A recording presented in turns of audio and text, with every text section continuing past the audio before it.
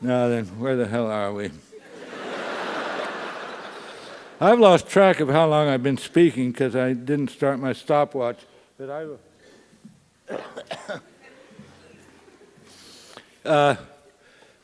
I have had a technical education, and but every time I've been on a faculty, I've been in the English department, although I've never been an English major, and I have tried to bring scientific thinking to literary criticism, and there's been very little gratitude for this.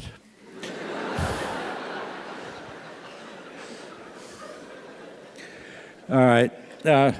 Stories have very simple shapes, ones that computers can understand.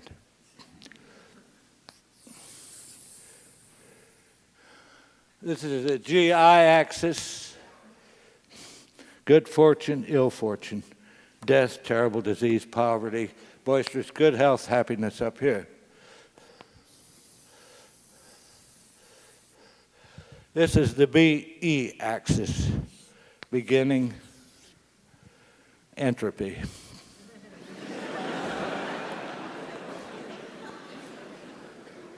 Now then, I'll give you a marketing tip. There's the people who can afford educations and buying books and magazines and all that, who can read, don't like to read about people who are poor or sick. So start your story up here.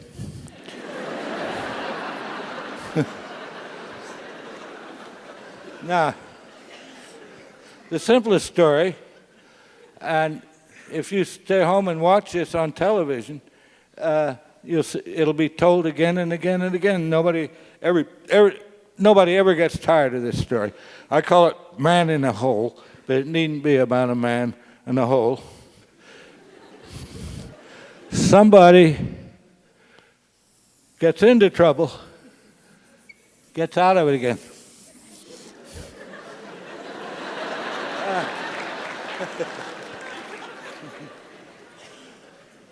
Now, the far end is a little higher than where we began, because, you know, the reader thinks, well, by God, I'm a human being too.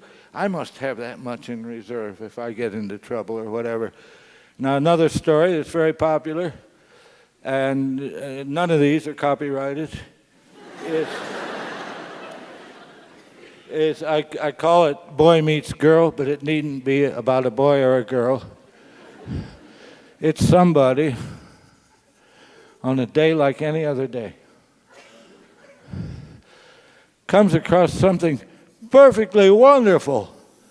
Oh boy, this is my lucky day.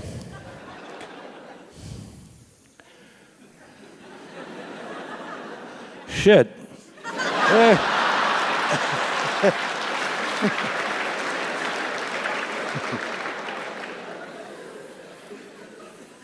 And gets it back again.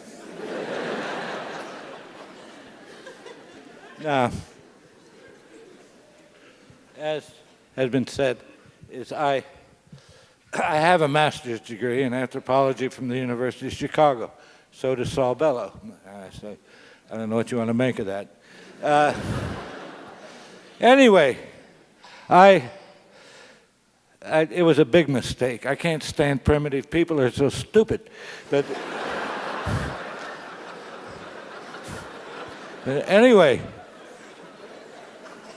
proof of their stupidity was I went to the library and dug up stories they told. You know, they'd been gathered by missionaries and ethnographers and imperialists of other sorts.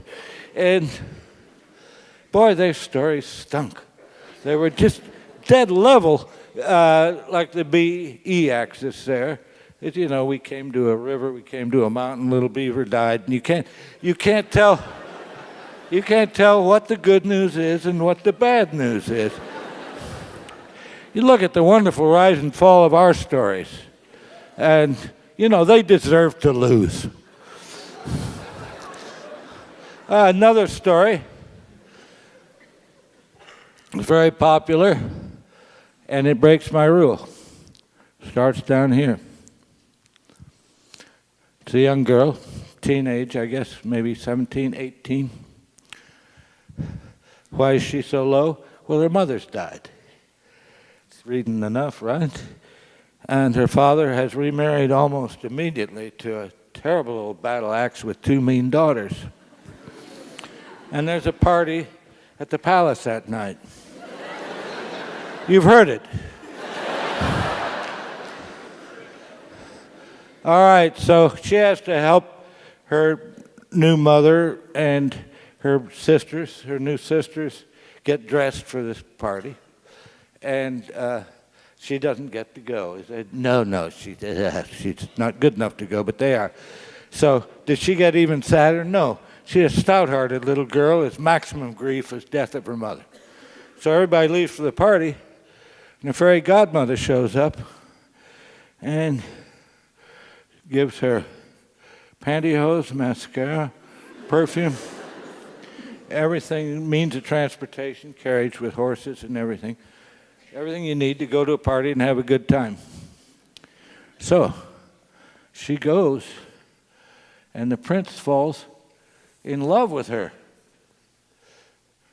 Now you must realize she is so heavily made up that her own relatives don't recognize her.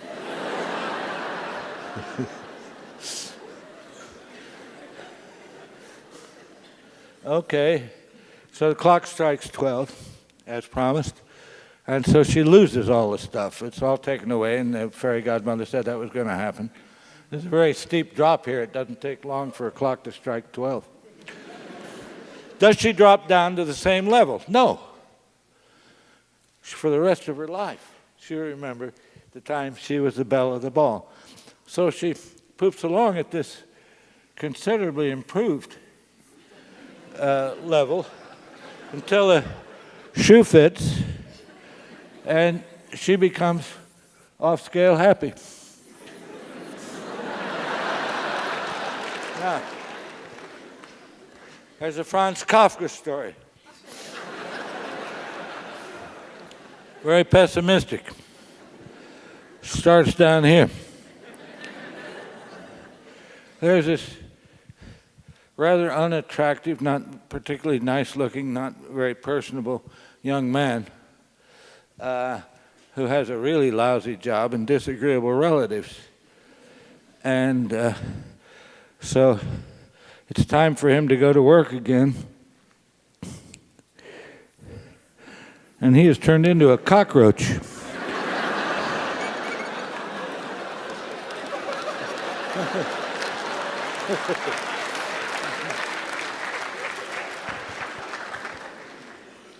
All right, now, does this have any use in criticizing literature? Well, I think perhaps it does. I think this rise and fall is in fact artificial. It's pretense that we know more about life than we really do. And what's perhaps a true masterpiece cannot be crucified on a cross of this design. Well, all right, let's try Hamlet, okay? Well, I don't have to draw a new level. The sexes are reversed, but he's in the same situation as Cinderella, and a little older. His father has died, and his mother is remarried, his uncle. And so he is depressed as Cinderella. So, he is feeling very unhappy and depressed and everything, and his friend Horatio comes in and says, "Hey, Hamlet, there's this thing up on the parapet. I think you better go talk to it." It says it's your father. And so Hamlet goes up there, and this thing, whatever it is, now we don't know. Is any of you who have horsed around with Ouija boards or with any sort of seances or anything, you know there are malicious spirits around who are looking for saps like you, who are going to find ways to hurt you, give you very bad advice. So to this day, we do not know whether that thing up there on the parapet was really the ghost of his father and whether it was telling him the truth. But the thing said, "I'm your father. I was murdered by the man who's now the king, and you've got to avenge me. Well, since we don't know what it was, what it is, it's neither good news nor bad news, because we don't know. And so, all right, Hamlet says, I know what I'll do. I'll stage a play. I'll hire actors and get them to act out the way the murder was described to me, and I'll have the murder suspect watch his reaction. Well, okay, so he does that. It's a flop. Nothing much happens. And so Hamlet is up in his mother's chamber, talking right after this flop and talking, and the curtains wave, or the arras waves, the drapes wave, and so he figures his uncle is back there, his new father, supposedly, and so he's going to finally be decisive. And he pulls out his sword, sticks it through the drapes. Who falls out? This windbag, Polonius. And Shakespeare regards him as a total fool, and giving just the kind of dumb advice parents give their kids when they go away. Neither a borrower nor a lender be. Thanks a lot, Dad. What a swell time. Anyway, is this terrible? Is Hamlet going to get arrested or what? No, it's neither good nor bad news. Just something that happened. All right. So finally, Hamlet gets in a duel and is killed. If he goes to heaven, he's off scale, happy like Cinderella. If he's going to hell, he's off scale, unhappy like Kafka's cockroach. But we don't know. I don't think Hamlet believed in heaven and hell any more than I do. I mean, that Shakespeare didn't. So,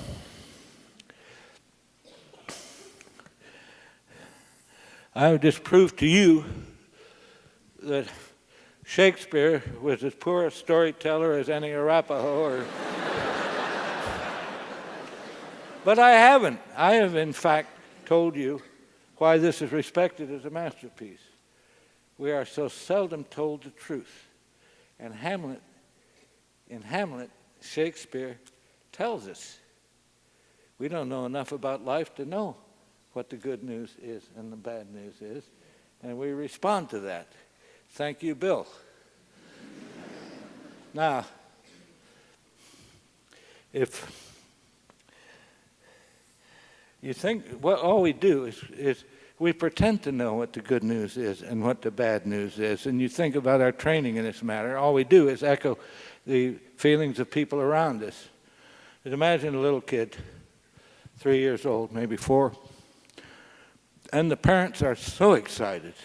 They have the most wonderful piece of news for this kid. And there's a little kid, oh boy, what can this be? And it's nice. Here's the terrific news, the bombshell. It's your birthday. What could be a more empty piece of information?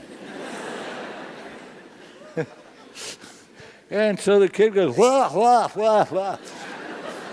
And it goes on, is our team won? Wah, wah, wah, wah, wah. Our candidate won. Wah, wah, wah, wah. So, although I don't believe in heaven, I would like to go up to such a place once just to ask somebody in charge, hey, what was the good news and what was the bad news? Because we can't be sure. Now, every lecture I've ever given has included my tribute to my Uncle Alex, my brother's kid brother, who was a graduate of Harvard and a wise man, but just an insurance salesman in Indianapolis. He was childless. But what Uncle Alex found objectionable about so many human beings is that they so seldom noticed it when they were happy. And so we would be sitting under an apple tree, for instance, on a July afternoon, drinking lemonade and, talking about this and that. That's practically buzzy like honeybees. And Uncle Alex would stop everything and say, wait a minute, stop. If this isn't nice, I don't know what is. And so he would do that again and again, and it was very good advice, and I've taken it up. And I hope that you will take up this habit, too, of noticing when things are really awfully nice and say, if this isn't nice, I don't know what is. Now then, I don't know how long have I talked. I've lost track because I'm supposed to speak for 45 minutes. Anybody know how long I've spoken? Huh? About 45? That's, what? All right, well, I'm going to ask for a show of hands now, so get set for that. And this is for everybody here. Everybody, no matter what age. How many of you have had a teacher at any point in your whole educational career, primary school, high school, college, grad school, how many of you have had a teacher who made you prouder to be alive, happier to be alive than you had previously believed possible? Would you show up your hands, please? Those of you who have. All right. Now then, would you please say the name of that teacher to someone sitting next to you?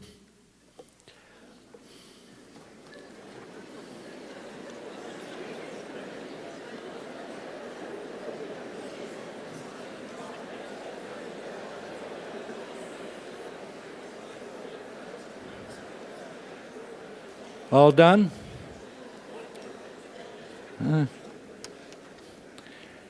If this isn't nice, I don't know what is. Music, please.